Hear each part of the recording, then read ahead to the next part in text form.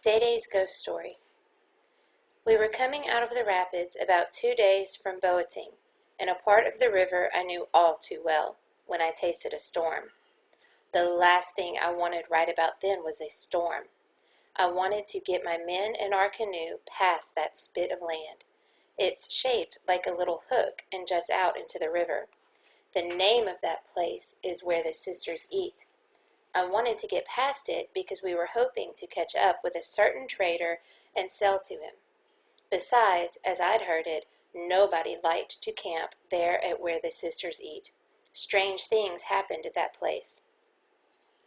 Still, when the sky opened and rain poured down, I decided that my fears were foolish.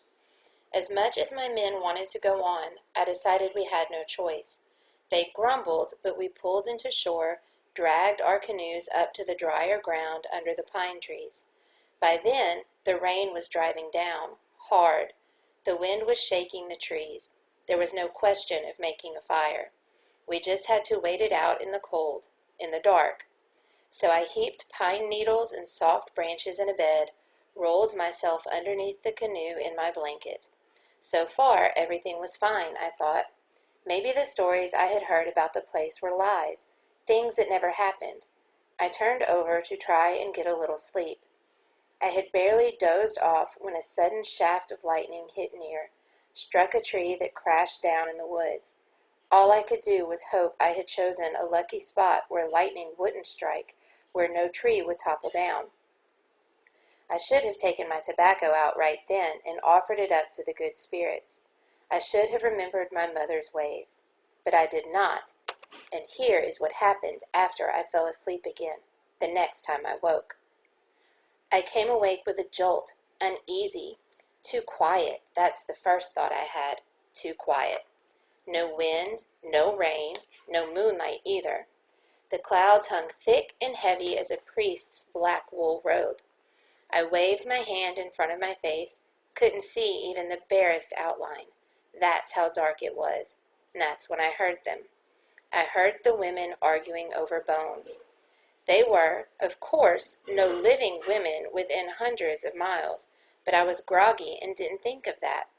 All I could think of was how loud these women were talking. "Hey, you ladies, be quiet. Someone is trying to sleep here," I called.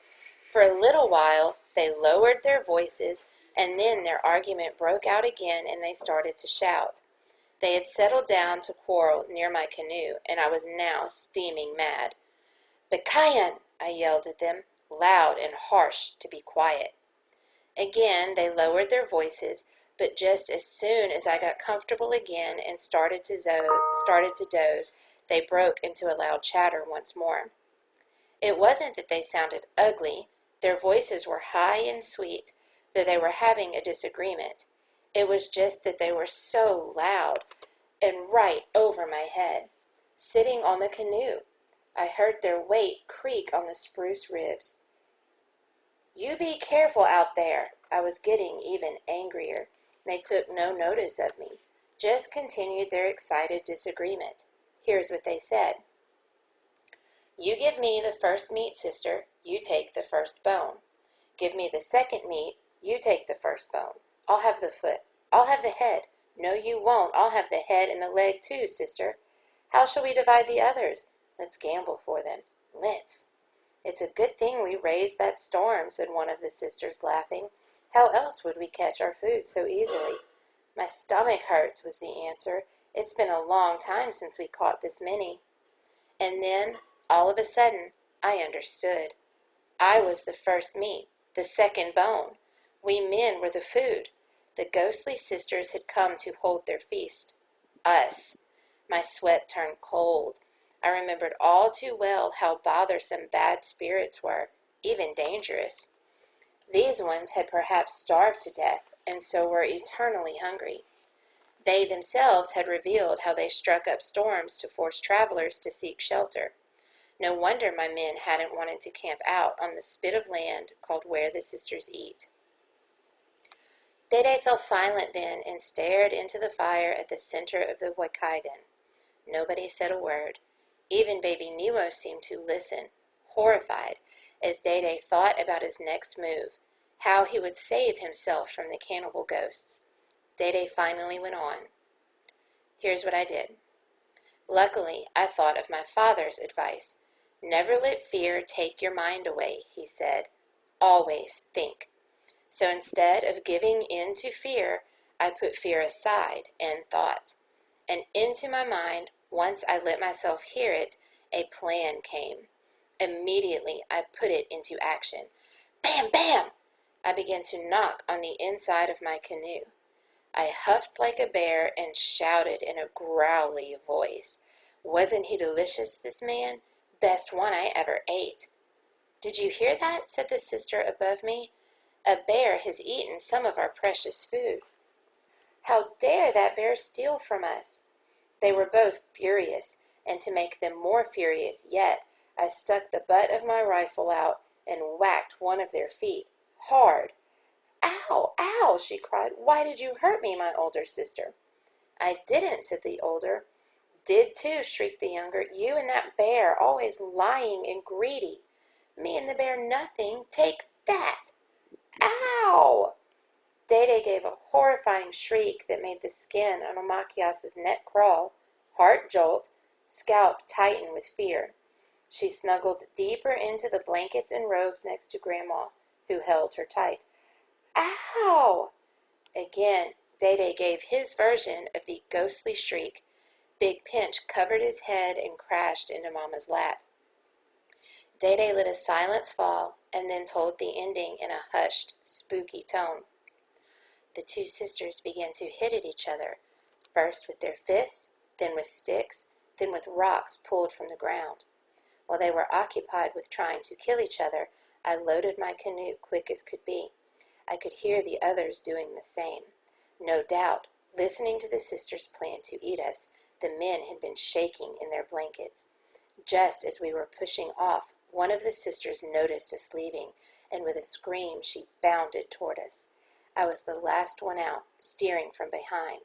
I shouted to my men, Paddle, men, paddle hard! Still, the evil sister managed to grab my shirt and rip it almost into shreds. Just see. Dede solemnly produced the pieces of shirt that his daughters had used to frighten off the birds that day. Big Pinch gasped, and the girls were silent. Yes, said Dede, it was lucky I got out of there alive. And do you know, after I hit the ghost with my gun barrel, the gun split on me, refused to let me fix it.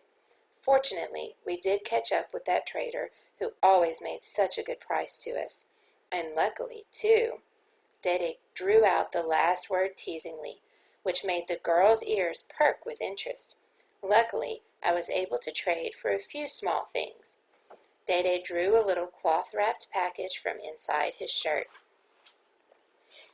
He opened the package with such care that Omachias thought he might have brought back a live thing, perhaps a small squirrel, or maybe, she momentarily recalled the tiny bird in her carrying sack.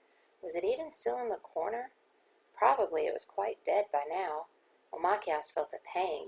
She focused again on Dede's gift. He loved giving gifts, drawing out the suspense, and he always chose wonderful things. This time, he drew from his small sack a long, thick band of indigo ribbon for Angeline. For Mama, a precious dress length of calico cloth, deep red with blue and pink flower sprigs all over it. For Grandma, tobacco, a big twist of it, golden brown.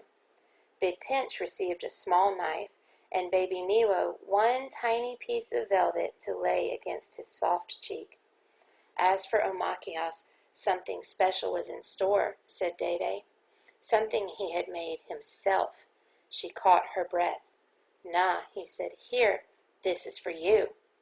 He handed her the sawed-off length of his gun barrel, the one that ruined itself after he struck the ghost sister's feet. The end of the gun barrel was pinched together with tongs and given a rough, sharp edge.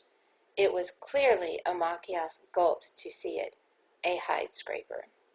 When Mama showed me what a good job you'd done on that moose hide for my moccasins, said Dede, I decided you should have my old gun barrel for your very own first scraping tool. The skins you prepared for my moccasins are very fine. From now on, I want you to prepare skins often for Mama and for me." "Take this," he said. Amachias was confused. Pride fought with dismay inside of her, and she took the gun-barrel hide flesher from her father with a conflicted heart. Preparing hides, her most hated work. And now, just because she had done a good job one time, she was picked out, special, for the rest of her life. She would be condemned to soften, tan, work with stinking hides. "No," she wanted to say, "I won't take it. I want a ribbon like Angeline's, only red maybe, or yellow. Cloth, please, a bit of sweetness, a licorice stub, anything else at all." But she took Day-Day's gift with a tender thanks, knowing how much he delighted in choosing the presents and how rarely he praised. Almost resentfully, she looked over at Day-Day's new moccasins. Surrounded and held by Mama's moccasins, they looked fresh, neat, and new. Amachias had to admit the hide she had tanned was beautiful. Suddenly her heart thumped, her throat shut. Oh, Day-Day's moccasin! Oh, she was sure she saw it move. It had moved. She was sure of it. Again. "Neshki!" Her voice trembled. She pointed. The others looked. This time the moccasin took a big hop forward, and everyone, even Day-Day, cried out in surprise. They were all frozen in shock. The moccasin sat quiet, still. Nokomis leaned over, poked at it with a stick. The moccasin twitched, then squawked.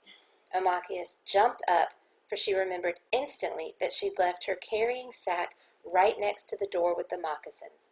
Sure enough, her bird popped its head out, bright, and in the sound of everyone's laughter it blinked with interest, cheerful, greedy, hungry, unafraid.